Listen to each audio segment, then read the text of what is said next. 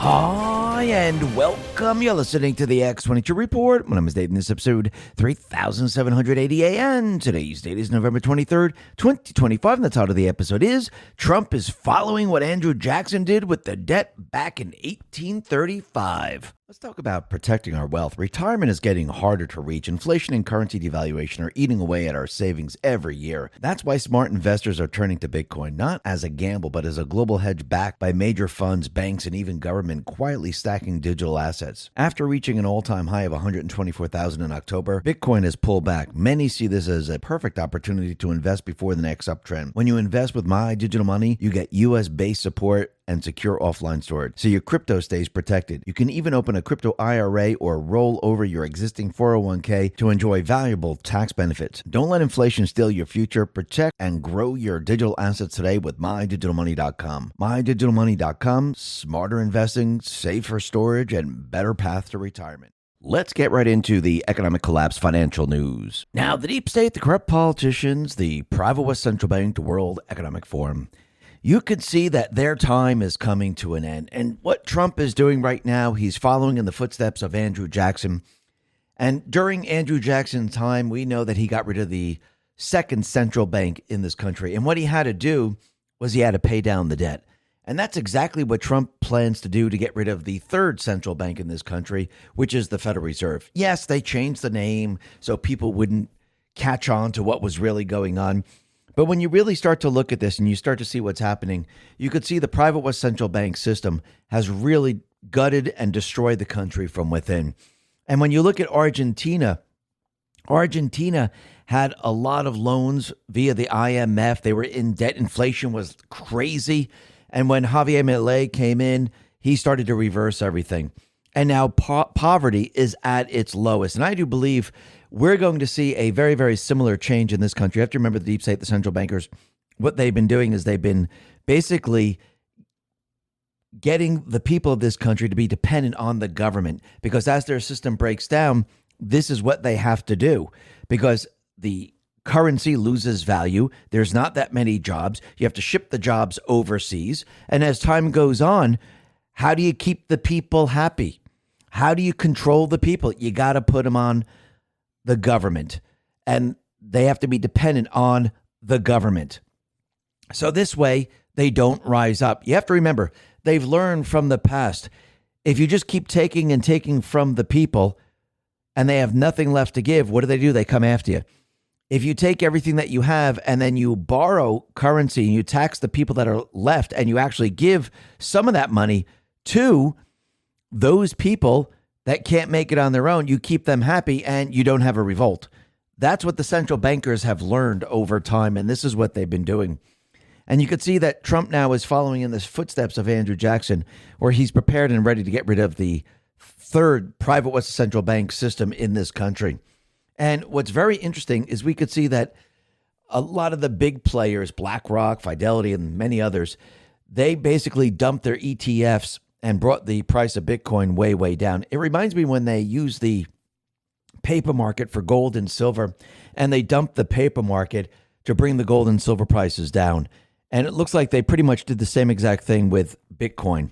And you can see Bitcoin is starting to move up right now. It doesn't mean it's going to go back up to 120 tomorrow, but I do believe it's going to start to rise once again. And maybe they'll hit it again. Maybe they won't. We'll have to see how that plays out. But I do believe it's going to make its move upward. And they will try to suppress it probably, but I do believe it will continue to move up, just like gold is going to continue to move up. Because you have to remember, the central bank system, their currency continually loses value every single day. It's not gaining value, which means the alternative currencies are reflecting upon the true value of the fiat currency. And I do believe that's what we're seeing right now.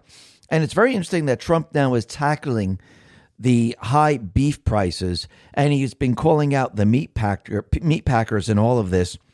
And what's very interesting about this, and Representative Mike Flood put this out, is that in Nebraska, it looks like Tyson is going to be closing up shop, and they're going to be shutting down their beef plant there. And this is what Representative Mike Flood says. This is devastating news for our beef producers for Lexington and the whole state of Nebraska. Ranchers have dutifully raised cattle even when times were hard. Now they're being abandoned.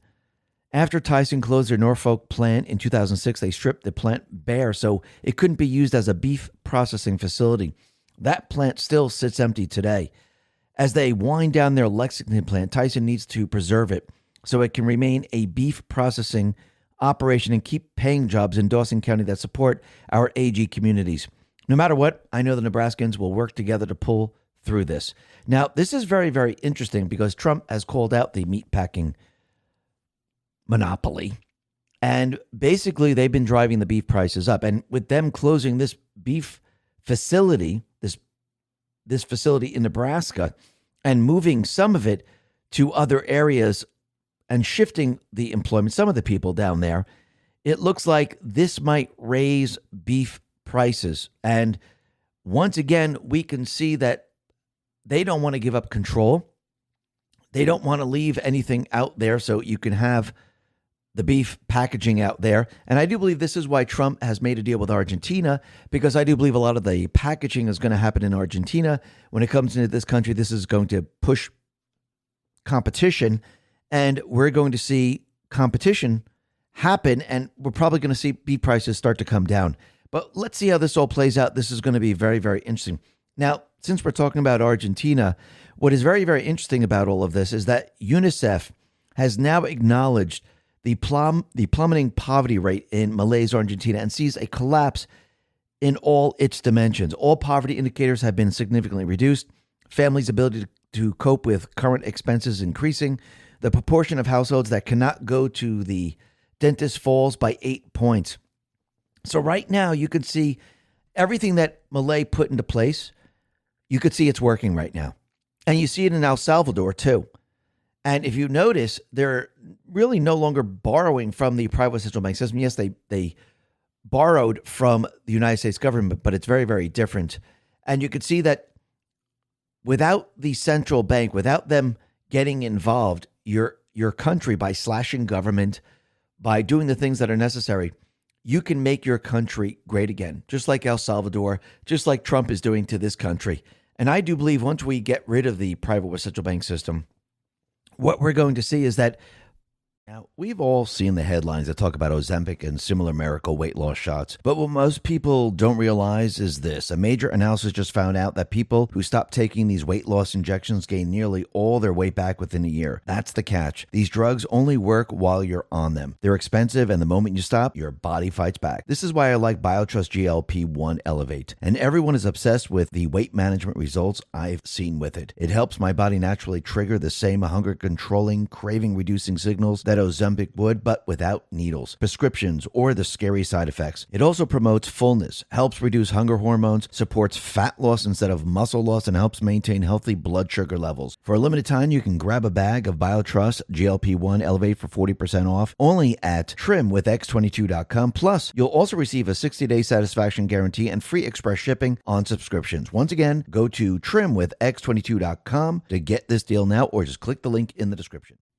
The majority of the poverty completely and utterly disappears. All the different programs that they set up completely disappear. And people are going to say, wow, this is so different now. I can't believe this is happening. How in the world do we allow the central bank to do this to us? And I think in the end, people are going to become very, very wise. They're going to understand, and they're going to realize that the central bank was the cause of all of this. Because you have to remember, their system doesn't work for the people. The system breaks down over time. That's why they have to continually restart it. If you look back in history, you see the same pattern over and over and over. And the other thing that's very interesting is that the Treasury Department, they plan to issue regulations barring illegal immigrants and certain foreign nationals from receiving a range of refundable tax credits. And basically, Joe Lange put this out, and what it says is that the Trump administration says it's necessary to ensure federal benefits are limited to those eligible under longstanding law. Treasury Secretary Scott Bessent said that the department will implement new rules defining who may claim income tax credits covered by the 1996 Personal Responsibility and Work Opportunity Reconciliation Act. The law restricts access to federal public benefits for individuals who are not U.S. citizens or qualifying residents. Under Trump's leadership, we're enforcing the law and preventing illegal aliens from claiming tax benefits intended for American citizens. The regulation will specify that the refundable portion of the earned income tax credit, the additional child tax credit, the American Opportunity Tax Credit, and the Savers Match Credit constitute federal public benefits. As a result, the Treasury Department said illegal immigrants and other foreign nationals will not be eligible to receive them. Treasury's Office of Tax Policy and Internal Revenue Service have worked tirelessly to advance this initiative and ensure it is successfully implemented. Bissett said their diligence and professionalism reflect the administration's determination to uphold the integrity of our tax system.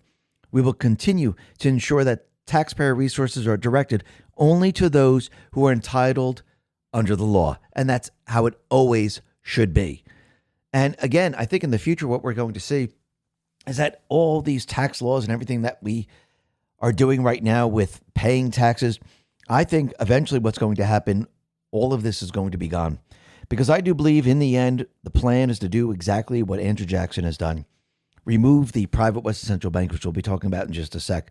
But you can see Trump has to show the people that his policies work, that the tariff system will benefit the people, that he has the ability to bring down inflation and bring down energy costs and bring manufacturers back to this country. He has to show everyone basically that he can do everything the central bank is not doing, because the central bank has never done it. And he has to show the people of this country that everything that past presidents have done, well, it didn't work for this country. And everything that he's doing is going to work for this country. Trump, he put this out on Truth, said inflation under Biden averaged nearly 5%, hitting 9.1% during the worst inflation crisis in decades. Inflation under Trump dropped to an average of just 2.7%, the first overall price decline since 2020. Absolutely. And the other thing that you can see is that the U.S. trade deficit, it is definitely improving. The Cabisi letter on X put this out and said, the U.S. goods trade deficit narrowed by $18.6 billion, or 24% in August, to negative $59.6 billion, one of the largest monthly improvements this year. Import declined by negative 5% to $340.4 billion, the second lowest since May 2024. This also marks the biggest drop in imports in 4 months. At the same time, exports rose slightly to $280.8 billion, the highest since April. Since March 2025, the goods trade deficit has improved by $76.8 billion, or 56%, adjusted for inflation. The merchandise trade deficit narrowed to negative $83.7 billion in August, the lowest since the end of 2023. Tariffs are reshaping the U.S. trade, and that's exactly what is happening right now. Trump, he put this out on Truth. He said the following: we're taking in trillions of dollars in tariffs and investment dollars from foreign lands because of tariffs. I have stopped 5 of the 8 wars directly because of the threat of tariffs if they don't stop fighting, or better yet, if they start. There is almost no inflation, and the worst in USA history under Sleepy Joe Biden. The stock market just hit an all-time high for the 48th time in 9 months. To Leonard, Keogh, Koch, and all other countries and slimeballs that have ripped off the United States of America for years through the use of their own tariffs, we don't have a court system that's going to let you destroy our country any longer. This is the richest, strongest, and most respected the USA has ever been. November 5th, and tariffs are the reasons why. Thank you for your attention to this matter, President DJT. Absolutely. And you can see that Trump is doing exactly what Andrew Jackson has done. Now, he has a bigger central bank system to deal with. It's much deeper and wider and spreads across the globe. But in the end, I do believe with what Trump is doing, he's going to be able to do this, because you have to remember, going back in time to Andrew Jackson's time, he didn't have cryptocurrency. This time, it's very, very different, because now you can use the cryptocurrency, stablecoins, to go up against the central bank system. And I do believe this is the weapon that Trump needed. So when people say, oh, we can't pay off the debt, if you go back to 1835, Andrew Jackson, he was the first and only president to pay off the national debt.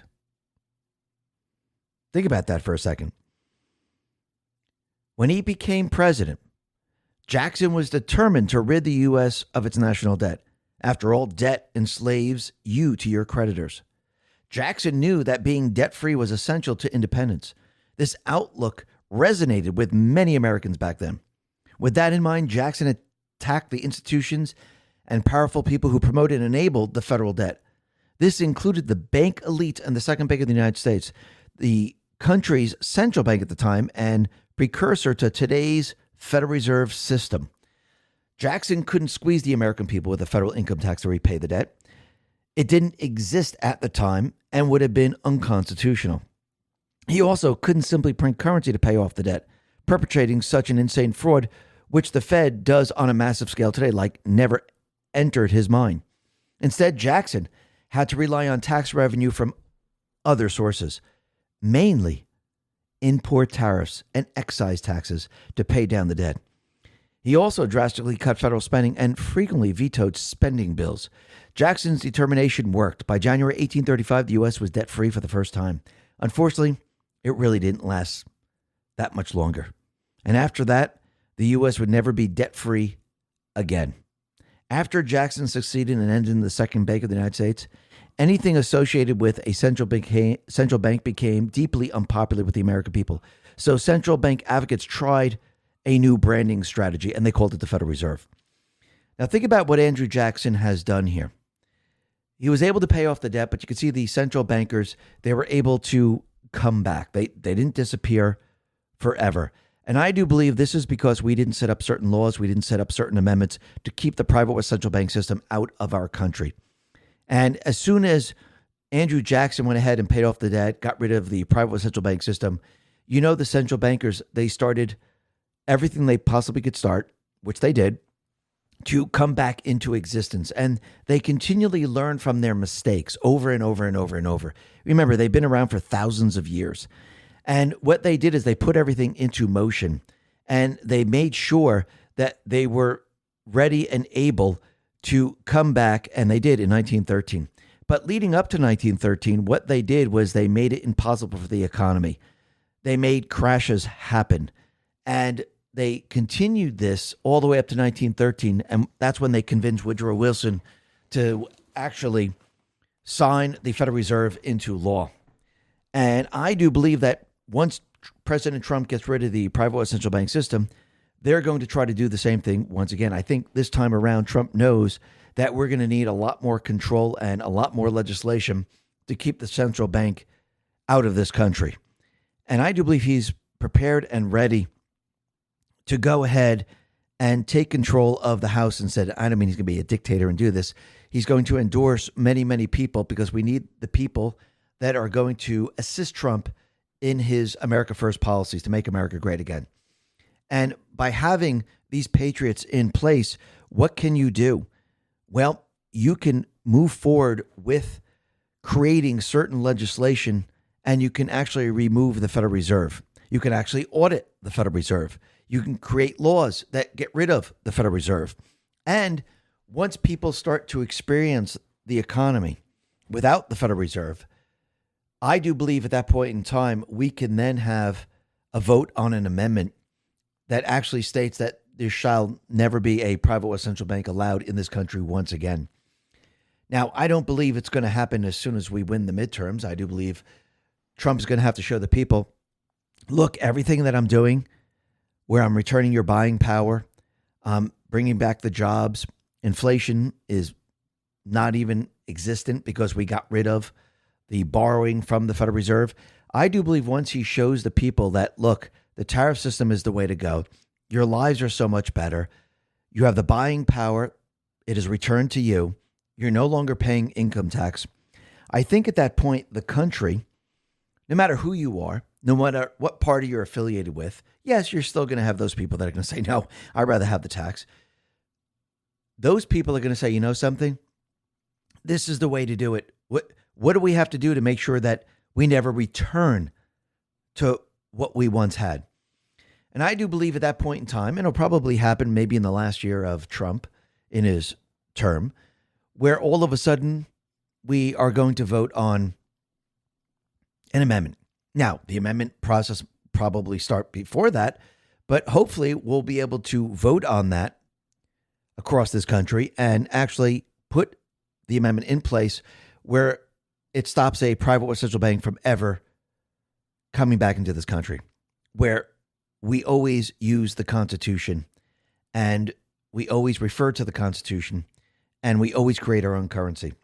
So I do believe that's where all this is headed. And I think Trump, with everything that he's doing, he's putting everything into place, and he's following in the footsteps of Andrew Jackson. Because once again, once we get rid of the private central bank system, everyone's lives economically is going to completely change. The infrastructure in this country is going to improve dramatically because we won't be sending the currency overseas or, into NGOs or kickbacks or things like that. When the money is going to be used in this country and people receiving dividends, and we're able to pay for things in this country and people just can't borrow, a lot is going to change. The corruption is going to change.